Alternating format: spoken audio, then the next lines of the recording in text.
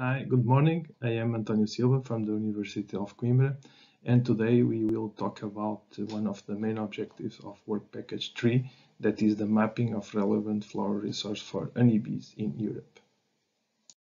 As a recap on the main goal of Work Package 3 is to develop a dynamic landscape model that captures the flower resource available for honeybees and that will allow to construct landscape suitability maps for honeybees across Europe to help improving beekeeping. To do that, our first task and deliverable was the mapping of relevant flower resource for honeybees across Europe. To be able to perform the mapping of the relevant flower resource across Europe, our methodology is composed by 5 main points. We start by defining and choosing a habitat classification schema and its level of detail. The second step was to determine the plant composition of each habitat type. Then we need to classify each plant species in terms of its bee-friendliness value. And these bee-friendly values were used to calculate the bee-friendly index, which allowed to rank the species in terms of bee-friendly within each habitat. In the last step, we calculate the bee-friendly habitat score with the purpose of having a global measure of each habitat. For the habitat classification schema, we choose the EUNIS habitat classification. The EUNIS is a pan-European hierarchical system of habitat classification that is very well described and implemented across Europe. One additional advantage of the use of EUNIS habitat classification scheme is that it already have several crosswalks defined with other systems like the Habitat Directive, the Korean land cover classes, the MAEAS ecosystem types, and with the Phytosociological Alliance. The EUNIS habitats cover all types of habitat, from natural to artificial areas, from terrestrial to marine habitat. It has different levels of detail and in total have more than 5,000 habitats described. For our objective, we will focus only on the terrestrial EUNIS habitat types. However, one of the main disadvantages of the EUNIS is that by definition and nature, the habitats are not spatially explicitly defined. However, we need to have the EUNIS habitats spatially explicitly defined. To be able to accomplish that, we use the ecosystem type of Europe, namely the ecosystem type map developed by WISE and Benko. The ecosystem type map is based on a set of crosswalks that allow to define several mapping rules. These mapping rules are then applied to the Copernicus Land Service portfolio to create a spatially explicit representation of the EUNIS habitat. In task 3.4.2, we will attempt to improve and fine-tune these European type maps, aiming to enhance the current version by making use of the most current Copernicus Land Service portfolio, trying to increase the accuracy and level of detail of the original ETM.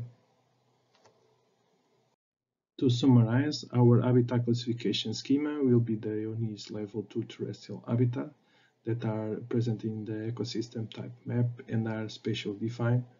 The terrestrial EUNIS habitat are composed of 9 level 1 habitats and of 45 level 2 habitats that are our target habitats.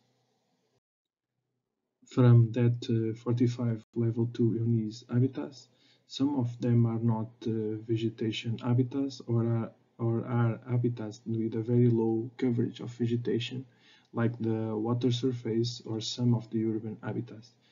There are also some habitats that are not defined in terms of vegetation composition. This is primarily by the lack of data or by the fact that some habitats are not possible to be defined theoretically in terms of vegetation composition, mainly due to its high complexity. To define each one of these EUNIS Level 2 terrestrial habitats in terms of vegetation composition, one of the most complete databases on vegetation across Europe is the European Vegetation Archive. The EVA database compiles different data sources of vegetation plot survey data across all Europe. The vegetation plots are quite well spatially distributed across Europe. But it is very important to refer that these vegetation plots are raw data of different vegetation plot survey without any particular link to any habitat or land use classification system. To construct the vegetation composition of each UNIS Level 2 habitat, we base our methodology on the work of Milan Chitri and colleagues in 2020. They developed a classification expert system that formally defines each individual UNIS Level 3 habitat as a formula in a computational language that combines numerical and set theoretical concepts with formal logic operators based on the UNIS plant species composition and geographic location. It used data from more than 200,000 plots. The UNIS expert system enabled the automatic classification of the EVA plots to the habitat types of the UNIS habitat classification. Based on that classified dataset, they were able to compile statistical derived characteristic species combination for each habitat that allows determining of the diagnostic constant and dominant species for each habitat by calculating species to habitat fidelity and constancy, allowing to calculate the percentage of occurrence frequency and the average of cover of each plant species present in each habitat. In our methodology, we use this data that was produced at the UNIS Level 3 as a source of information, and we group and compile it to the UNIS Level 2 habitat level. This allows us to have the species composition at the same level of the spatial information of the UNIS habitat, that is, the UNIS Level 2 terrestrial habitat. For each UNIS Level 2 habitat, we calculate the percentage of occurrence frequency, the occurrence, and the number of that is defined as the number of occurrence relative to the total number of plots assigned to each Level 2 habitat, and the average cover, as the percentage of cover average across all the plots assigned to the habitat, including the plots where the habitat species was absent. At this point, we have the habitat classification system defined, and we have defined the plant composition and average cover of each one of in each one of these habitats. But we need to classify all of the plant species in terms of bee friendliness. We have a bit more than 8,000 plant species that we need to classify in terms of bee friendly.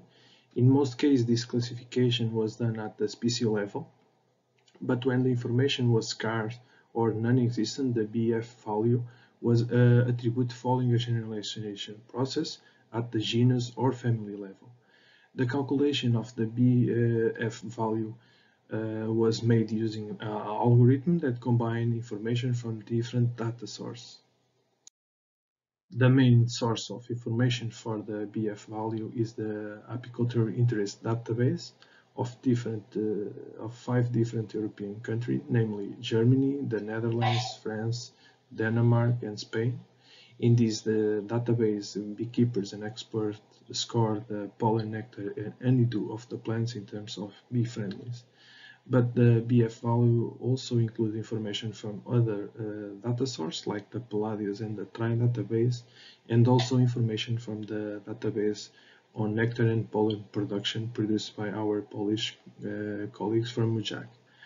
In all of these data sources, we extract all the relevant information about pollen, nectar, and honeydew, but we also extract information on the flower traits and morphotypes, together with information on pollinator interaction and pollinator syndrome that was used to classify the plant species in terms of bee friendliness and allow the calculation of the BF value. The BF value was calculated using a weight approach, where the different weights were given considering the data source and the nature of the parameters evaluated. Data sources that provide direct score on the BF value have a higher weight compared with indirect data source or those with indirect parameters or traits associated with the bee friendliness. In that sense, the apiculture interest scores have the higher weight, with a maximum value of 6 that correspond to the sum of the maximum values of pollen and nectar that were standardized among the different databases to be scored from 0 to 3. where, for example, indirect database like the pollinator spectrum dataset from the Palladius database that has 3 levels, honeybees as major pollinator, honeybee as minor pollinator, and general insect pollination, can add the values of 3, 1, or 0.1 respectively. The final bee-friendly values is the sum of all values retrieved from all the different data sources and range from 0 to 11.5. To evaluate the contribution of each plant species in terms of bee-friendly within a particular habitat, we developed and calculate the bee-friendly index. To determine the BF index of a plant species within each habitat terrestrial level 2 habitat, we use an approach analogous to the methods used in the analysis of functional traits and community composition. In that sense, we consider the BF value to be a functional trait of the plant species that we can view as the mean trait value of the species. And the BF index was calculated using a trait community weight mean approach, where the mean trait value for each species are weighted by the species abundance. The product of the occurrence and the average cover was used as a proxy of the plant species abundance and as a measure of representation of the species within the habitat.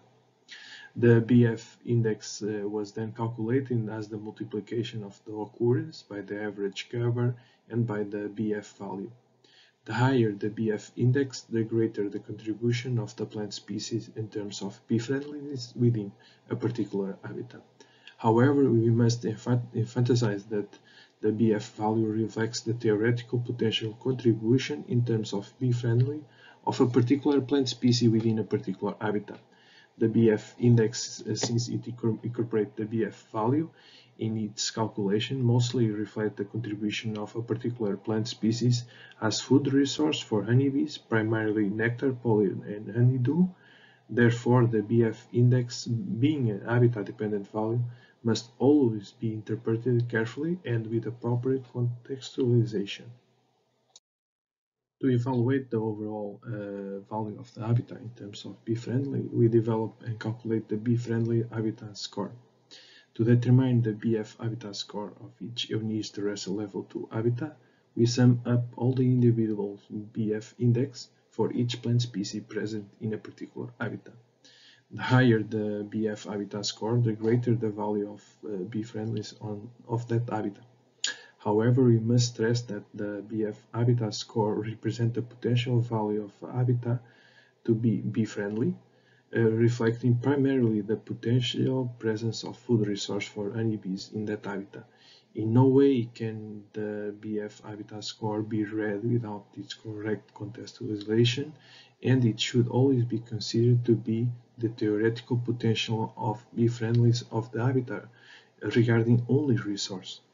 The BF habitat score cannot be interpreted as an index of suitability of the habitat for honeybees, since it reflects the potential bee-friendliness in terms of food resource and does not take into account any intrinsic characteristics of the habitat or any environmental variable. The BF habitat score will be used in subtask 3.4.2, where it will be further refined and developed and will be incorporated in the algorithm that is being developed to calculate the habitat suitability and to construct the landscape suitability maps, incorporating not only resource availability in space and time, but also other factors impacting honeybee colonies. As end product of this work, you can view the mapping of the relevant flower resource for honeybees in Europe, where the values of the BF habitat score is shown. Red color represent a high BF habitat score and blue color represent low BF habitat scores. In general, Europe has some good hotspots, but also some cold spots in terms of BF habitat scores when considered solely the food resource for honeybees. To sum up, let's focus on an example of a particular habitat to see the information that is associated to it and that was calculated. like the G2, that is broadleaf evergreen woodland. And for each EONIS level 2 terrestrial habitat, we can have the plant composition that is present in that habitat with the occurrence and average cover of each plant species, together with the BF value associated with that plant species.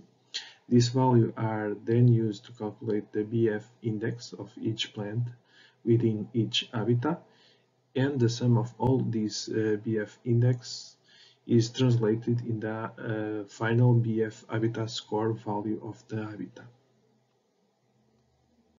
That is all. Thank you for your attention, and questions are welcome.